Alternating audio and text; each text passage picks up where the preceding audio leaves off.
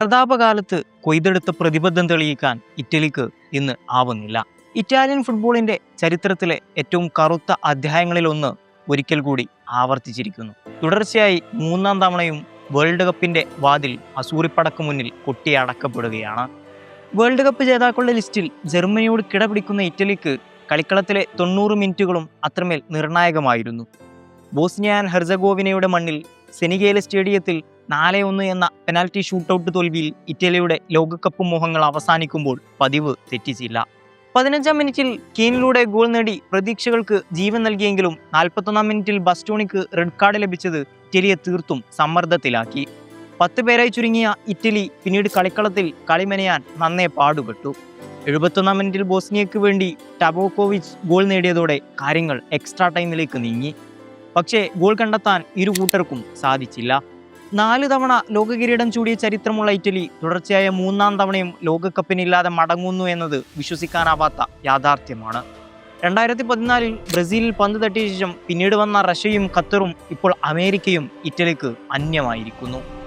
ഒരു കാലത്ത് ലോകം ഭരിച്ചിരുന്ന ആ നീലക്കുപ്പായക്കാർ ഇന്ന് കാണികൾക്കിടയിൽ വെറുമൊരു നിഴലായി മാറിയിരിക്കുന്നു. മത്സരത്തിന്റെ തുടക്കം ഇറ്റലിക്ക് വലിയ പ്രതീക്ഷകളാണ് നൽകിയത്. 15-ാം മിനിറ്റിൽ മൊയ്സ്കിൻ വല കുലുക്കിയപ്പോൾ ഇറ്റാലിയൻ ആരാധകർ ഗാലറികളിൽ ആവേശത്തിന്റെ തിരമാലകൾ തീർത്തു. എന്നാൽ ആ സന്തോഷത്തിന് അധികമൊന്നും ആയുസ്സുണ്ടായിരുന്നില്ല. 41-ാം മിനിറ്റിൽ അലസാൻഡ്രോ ബസ്റ്റോണി ചുവപ്പുകാർഡ് കണ്ട് പുറത്തായതോടെ ഇറ്റലിയുടെ പതനവും ആരംഭിച്ചു. 10 പേരായി ചുരുങ്ങിയ ഇറ്റലിക്ക് പിന്നീട് പ്രതിരോധത്തിന്റെ വൻ കോട്ട കെട്ടേണ്ടി വന്നു. കളി അവസാനിക്കാൻ വെറും 11 മിനിറ്റുകൾ മാത്രം ബാക്കി നിൽക്കെ ഹാരിസ് ടബക്കോവിച്ചിലൂടെ ബോസ്നിയ സമനില പിടിച്ചു. അതോടെ കളി അധിക സമയത്തിലേക്ക്. ഗാലറികളിൽ ഇരമ്പിയാർത്ത ബോസ്നിയൻ ആരാധകർക്ക് മുന്നിൽ തളർന്നുപോയ ഇറ്റാലിയൻ താരങ്ങളെയാണ് പിന്നീട് കണ്ടത്. ഒടുവിൽ വിധി നിർണ്ണയിക്കാൻ പെനാൽറ്റി ഷൂട്ടൌട്ട് വേണ്ടി വന്നു. ഷൂട്ടൌട്ടിൽ ഇറ്റലിയുടെ പിരിമുറുക്കം പ്രകടമായിരുന്നു. പിയോ എസ്പോസിത്തോയും ബ്രയാൻ ക്രിസ്റ്റോന്റെയും കിക്കുകൾ പാഴാക്കിയപ്പോൾ ഇറ്റാലിയൻ ആരാധകരുടെ മനസ്സിലൂടെ യോഗ്യതയില്ലാത്ത 2 വർഷങ്ങളുടെ ഓർമ്മകൾ മിന്നിമറഞ്ഞിരിക്കണം. പിയോ എസ്പോസിറ്റോയുടെ മുഖത്തെ നിരാശയും കണ്ണുനീരും ഇറ്റാലിയൻ ഫുട്ബോളിന്റെ ഇന്നത്തെ അവസ്ഥയുടെ നേർചിത്രമായിരുന്നു. ആധുനിക ഫുട്ബോളിലെ വമ്പന്മാർ ഒരു ചെറു രാജ്യത്തിന് മുന്നിൽ അടിയറവ് പറഞ്ഞ നിമിഷം. യൂറോ 2020 കിരീടം നേടിയപ്പോൾ ഇറ്റലി തിരിച്ചു വന്നു എന്ന് കരുതിയവർക്കെല്ലാം തെറ്റി. ലോകകപ്പ് പോലൊരു മഹാമാഹത്തിൽ ഇറ്റലിയുടെ അസാന്നിധ്യം ടൂർണമെന്റിന് തന്നെ ശോഭ കെടുത്തുന്ന ഒന്നാണ്. തുടർച്ചയായ 3 ലോകകപ്പുകളിൽ നിന്ന് പുറത്താവുകയെന്നത് ഇറ്റാലിയൻ ആരാധകരെ സംബന്ധിച്ചിടത്തോളം നിരാശാജനകമായ ഒന്ന് തന്നെയാണ്. ഈ രാത്രി പലർക്കും ആഹ്ലാദത്തിൻ്റെതാണെങ്കിൽ ഇറ്റാലിയൻ ആരാധകർക്ക് അത് തീരാത്ത നോവാണ്. കളിമിടുക്കും പോരാട്ടവിരിയും ഉണ്ടായിട്ടും വിധി കൂട്ടുനിന്നില്ല.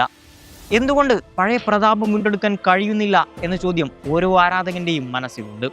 കരുത്തരായ പ്രതിരോധ നിരയും ചടുലമായ ആക്രമണ നിരയും ഉണ്ടായിട്ടും നിർണായക ഘട്ടങ്ങളിൽ കാലിടറുന്നത് എവിടെയാണ്? ഒരു വശത്ത് തുർക്കി പോലുള്ള രാജ്യങ്ങൾ പതിറ്റാണ്ടുകൾക്ക് ശേഷം മടങ്ങി വരുന്നു. മറുവശത്ത് സ്വീഡൻ പോലുള്ള ടീമുകൾ തങ്ങളുടെ കരുത്ത് തെളിയിക്കുന്നു. ഫുട്ബോൾ ഭൂപടത്തിൽ ശക്തികൾ മാറി മറിയുകയാണ്. പഴയ പ്രതാപങ്ങൾ കൊണ്ട് മാത്രം ഇനി ജയിക്കാനാവില്ല എന്ന വലിയ പാഠമാണ് ഇറ്റലിക്ക് ഇന്ന് മുന്നിലുള്ളത്. സെനിഗയിലെ ആ രാത്രിയിൽ പെയ്ത മഴ ഇറ്റലിയുടെ കണ്ണുനീരാണെന്ന് ആരെങ്കിലും പറഞ്ഞാൽ അവരെ കുറ്റം പറയാനാവില്ല. അത്രമേൽ തീക്ഷ്ണമായിരുന്നു ആ തോൽവി. സെനിഗയിലെ ദുരന്തരാത്രി നൽകിയ മുറിവുണങ്ങാൻ കാലങ്ങൾ വേണ്ടിവരും.